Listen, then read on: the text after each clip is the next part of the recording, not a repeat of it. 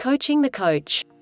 Forward, being highly educated does not guarantee one is able to handle the working world and its various challenges. Handling people and the work environment requires some skill. This will give it to you. Coaching the Coach, a guide to training the trainer so you can better serve and empower others. Chapter 1, the basics about coaching and empowering others. Synopsis. Most companies recognize this very important element that is vital to a company's success. Thus these companies take the trouble to facilitate good training programs for their staff. The basic info: it is hoped that by doing this people will learn to broaden their mindset and be more willing to work towards a common goal without having to deal with crises that are caused by individual interactions and feelings. Some of these coaching and empowering sessions try to impart the following themes and mindsets, teaching people to take the next step to make things happen. Taking and planning are all good, but implementing all the plans is equally important, if not the most important aspect to every project or work environment. Therefore, teaching individual how to actually move towards making things physically happen is a good start. Learning to minimize the negative elements in both the physical and mental realm is another point most coaching and empowering sessions try to impart onto their participants. Teaching each individual how to identify and eliminate or work around a negative element is pivotal in ensuring the success of a project. Imparting the knowledge of the outlines of how to successfully work together is also another prerequisite of coaching and empowering sessions. The participants are made to understand the importance of this, so that all the various timelines are promptly met within the capabilities of the groups concerned. Learning the art of staying self-motivated and energized is also taught during these sessions. When individuals are required to work together as a team, it requires the adjustment to a different mindset and attitude altogether. Only when this is understood and practiced, then the success of the project at hand is assured. Chapter 2, you have to be a good listener, not just a good talker. Synopsis. In the quest to being a good coach with the desire to empower others to be in control of their individual lives, the objective should be getting people to recognize the importance of being a good listener. Here, as a coach and as a participant on the receiving end, this vital practice of being a good listener enables both parties to reach and achieve phenomenal progress and results in any foray. Really, listening is the key to understanding and tapping into the resources an individual or a group has to offer. Also, by stopping to listen and take into consideration each point put forth, the respect levels on both parties is heightened and evident. True leadership qualities can be built when the true character and behavior assessments are made clearly. However, in order to do this, all the facts need to be clear and available. Thus, the ability to develop the patience to stop and listen before any judgment is made are taught in good coaching and empowering sessions. Listening in order to understand and get the full picture on an idea is very important, and it also ensures the right or relevant practices are put into action. Not having the correct information and not listening to all possible information may cause the wrong decisions to be made and in turn have detrimental effects. By listening, one also ensures proper evaluations are done on the various aspects of a particular project. Teaching the art of listening also helps to give each individual the confidence to verbalize anything, either negative or positive, to ensure the success of the team or individual success of a project. This also allows for the conducive environment where everyone is able to give their own individual view to contribute to the success of the project without the fear of being sidelined or ridiculed. Chapter 3, get people to realize the potential and possibilities. Synopsis. A good coach will normally work to get the best out of everyone around. In doing so, the coach will be able to bring out the best qualities that ensure the empowerment features are sowed and the results reaped manyfold. Boost people when wise counsel or direction is sought. The function of a good coach is to work towards making all concerned realize their potential and possibilities that may not be apparent at the time. Encouraging each individual to focus deeply and draw from their inborn talents allows for the possibilities of discovering qualities that were unknown and untapped. Sometimes the coach needs to take the extra step to firmly suggest or encourage the individual to mentally force themselves to try something new. Imparting the mindset of nothing ventured equals nothing gained may be the very tool that is needed to steer the individual into mustering enough courage to try. Most people are afraid to even try because they are either convinced they can't do what is required or they are convinced that the exercise would be futile. Thus, the role of a coach is to teach the individual ways to overcome these type of thought processes. Coaches also need to be aware of the importance of understanding the character and behavioral traits of those seeking these services.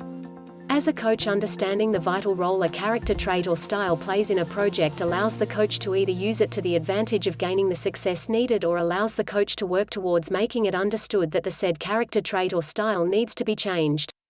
The end goal should ideally be the success in attaining the efficient personal operating levels when participating in teamwork or individual project, which in turn should be shown in the successful completion of any endeavor. Chapter 4 – Teach Goal Planning. Synopsis. In order to achieve success, there must be a plan in place.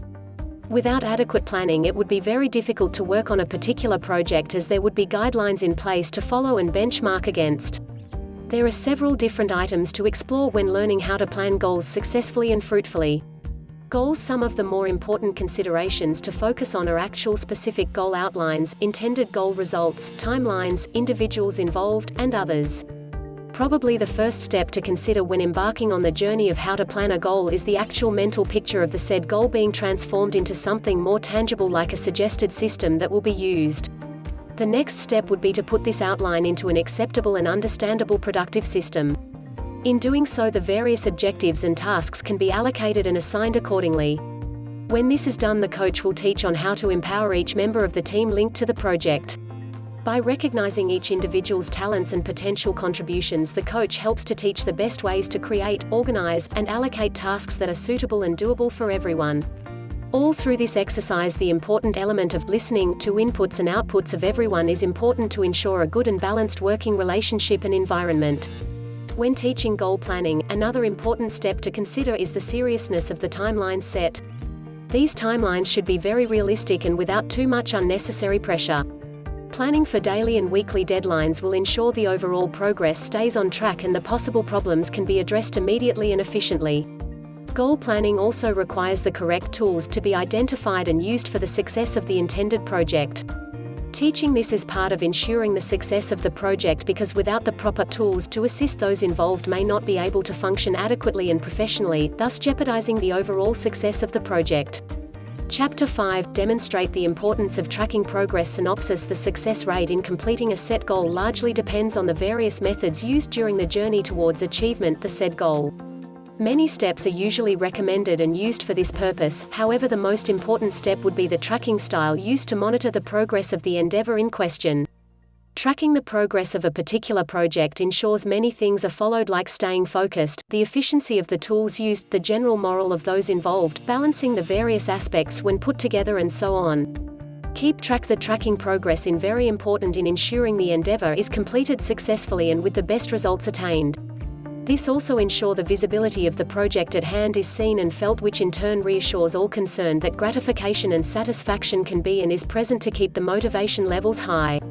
The tracking progress also allows for the methods and tools originally chosen to be rethought or changed altogether, if they are not proving to be of assistance, so as not to jeopardize the general outcome of the project. By doing this, the tracking system also creates the possibility of using other more innovative methods to ensure the project stays on track. Sometimes having visible tracking charts help all those involved to have a clearer picture of the progress, and it also encourages everyone to work hard to ensure the timelines and quality of work is sustained. Tracking progress also helps those participating to contribute mentally to further complement any ongoing methods used. When new and innovative methods can be used to enhance the progress and quality of the project at hand, the advantages, both physical and mental, are huge. For the individual suggesting the change and having it adopted, the corresponding feeling of acceptance and respect will translate to an even stronger desire to succeed. Chapter 6 – You have to find a motivation and use it with the person. Synopsis. Every individual has his or her own idea on what motivates them. In order to stay on something until the success is seen requires some form of motivation and perseverance. Finding what motivates and playing to enhance and build this factor to its optimum will ensure the goal set is not only achieved but achieved with phenomenal results. Inspiration. Being highly qualified or knowledgeable in a certain field does not ensure success, as there is always the very real possibility of the initial enthusiasm fading or frustration setting in. Motivation is always a good tool to use when wanting to achieve a desired result. Finding each individual's motivation technique and using it to encourage higher and consistent levels of achievement is not only an advantage to tap into but also a prerequisite for success. These motivation techniques can take on many different forms, as it varies from individual to individual. Some people are motivated by visual effects. If this is the case, having a lot of visual aids surrounding the individual would help him or her be able to see in their mind's eye the finished product of what they are actually working on or towards.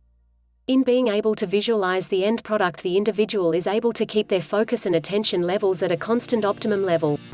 Some people are motivated by the freedom element. The goal of the possibility of achieving total freedom is what keeps them motivated to strive for success.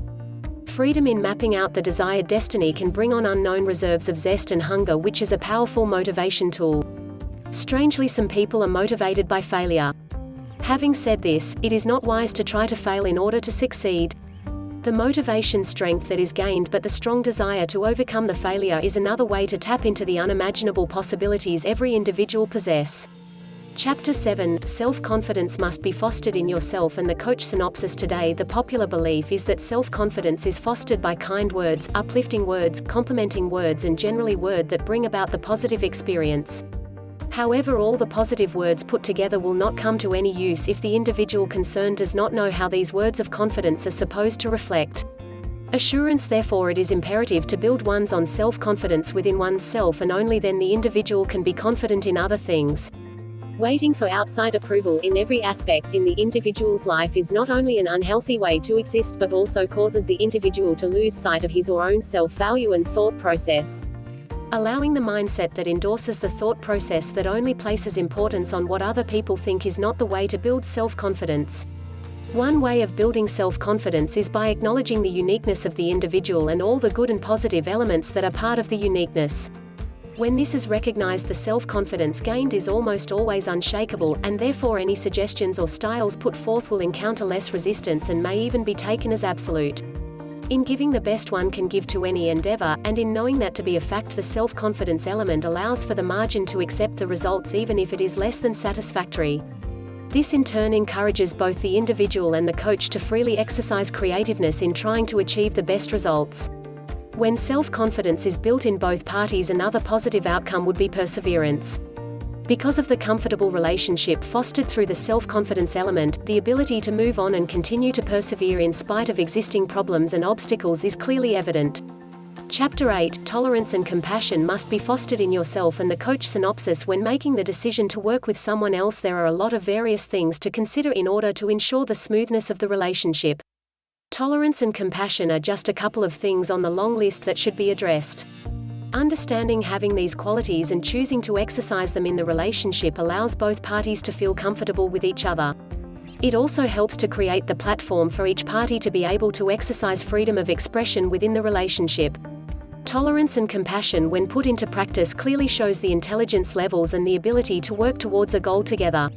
When mistakes are made and unfair assumptions are apparent, the tolerance element is put to the test.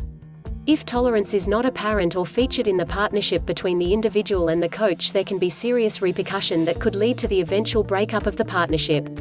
Exercising compassion when it is needed is also vital in ensuring the success of the relationship between the individual and the person chosen as a coach figure. Many times people fail to be compassionate simply because they are unwilling to change their mindset to accept other styles or thoughts. Being compassionate also exposes individual to different experiences and ideas where new things can be learnt and perhaps accepted. Exercising tolerance and compassion also teaches and grows the ability to seek to understand the differences that are apparent in other mindsets. This brings about the openness to dialogue and learn more from these other styles. The benefit of this exercise would not only expand the knowledge of both the coach and the individual but also help each other to come to terms with the reasons for the differences. Chapter 9, Teaching from your own experiences. Synopsis. The reason why people become teachers and coaches is because they want to impart their knowledge onto other people. This knowledge is sometimes learnt and sometimes experienced. Though gaining information through learning is good, learning from experience is unmatched in its benefits. Experience in this ever-evolving world today. Learning, though books and other media form, is fairly common. However, in ancient time, the practice of passing down wisdom and information was done through actually experiencing the issues and conditions being conveyed. The same applies to the coach and individual's relationship. While teaching from material is of course needed, teaching from personal experience is better because it portrays the fact that the coach has already gone through the said lesson trying to be taught. The physical experience lends better credibility to the need to produce the results based on the simple fact that it has been and can be done. Besides actually going through the experience physically, the individual is also able to relate to the exercise on a more intimate mental level. This helps both parties to be confident in pursuing a particular idea because of the knowledge that it has been done before. Teaching from experience also allows the coach to foresee any possible problems or negative elements that might disrupt the relationship or intended foray. The confidence levels are also heightened because of the knowledge gained for the previous experience. Teaching from past experience also creates the conditions that require less experimentation. For both parties concerned, venturing into the intended foray would not feel so overwhelmed because the general idea and impending results are already available through the tried and true method. Most people prefer to have a coach who is experienced rather than one who just has a lot of book knowledge. When a coach teaches from experience, the ability to match each individual to the appropriate function is definitely an advantage. Chapter 10: The Drawbacks to Not Being Prepared Adequately When Trying to Coach Others. Synopsis: In everything, one should always be prepared. Being ill-prepared is simply allowing for unnecessary problems to occur. There are several reasons people chose to have the expertise of a coach to achieve their goals. One of the most domineering factors in choosing the right coach is the evident preparation the coach puts into his or her work. This feature portrays the level of commitment the coach is willing to put into the exercise he or she is hired to guide. Important info: there are a lot of areas that needs to be covered if an individual is going to acquire the preparation skills to see the success of the chosen foray to its end. Some of these preparations include getting to know the people involved in the sessions. Learning about each individual and their respective capabilities and demeanors will contribute to helping the coach make informed and wise decisions when handling all involved. The drawback of not exercising this wise style is that a lot of valuable resources may be wrongly channeled and eventually causing the disruption or failure of the exercise. Being well informed of the latest information related to the field of choice is also very important when coaching others. The respect level shown will definitely increase because here again the commitment level of the coach chosen is evident. Preparing adequately by arming oneself with the latest and best information or tools needed to be relevant is an advantage, especially if the field chosen is very competitive. Where the preparation of the coach is lacking in quality, it will soon become apparent during the sessions. This will then cost a lot of time and effort to be wasted, as the attention span and commitment of those involved will eventually wane. Wrapping up: developing and coaching other people is about how coaches may effectively and successfully develop and train others to become better and more consistent performers. This book will help coaches learn the specifics of how they may effectively impact the learning process and training moments of people to make the difference. Thank you for watching my video.